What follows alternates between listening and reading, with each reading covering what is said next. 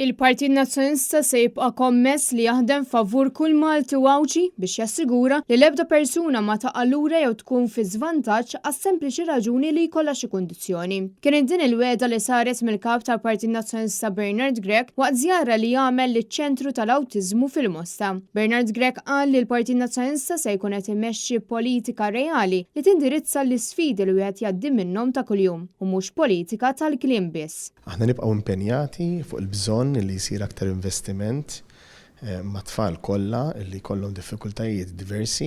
Illum permezz tal-żjara li għamilna fil-Malta Autism Center stajna nifhmu aħjar il-ħtieġa li hawn ta' investiment ikbar għaliex meta tara li dar bħal din tilqa' fiha numru sostanzjali ta' tfal li jiġu hawnhekk għal terapija, jiġu hawnhekk biex anke jqattaw ħin u fl-istess ħin ikunu qegħdin jinteraktjaw ma' persuni oħrajn ma' sħabhom stess li għandhom il-kondizzjoni tal-awtiżmu, però tara wkoll li hemm waiting list sostanzjali ta' tfal ta' żgħażagħ imma wkoll adulti li huma wkoll qegħdin ifittxu dan is-servizz. Il-moħħ wara dan iċ-ċentru Melvin u Janika Attart spjegaw kif għal madwar 60 persuna huma joffru sessjonijiet varji adattati kemm għat-tfal, żgħażagħ u saħansitra adulti. Huma rikonoxxew il-fatt li m'hemm studju ta' kemm hawn persuni bl-awtiżmu f'pajjiżna. Bil-gvern laqas biss qed jikkonsulta magħhom dwar il-bżonnijiet li hemm f'dan is-settur. Matul din iż-żjara l-keliem tal-Partit Nazzjonista Ivan Bartola ppreżenta lil din l-għada numru ta' rigali biex jingħataw lit-tfal għall-miliet.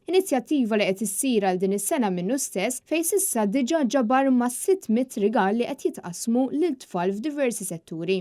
Preżenti għal din iż-żjara kien hemm ukoll il-kelliema għall-ugwaljanza u drittijiet tat tfal grazzi għall Attart Previ u l-kelliema għall-inklużjoni u volontarjat grazzi għall Galja.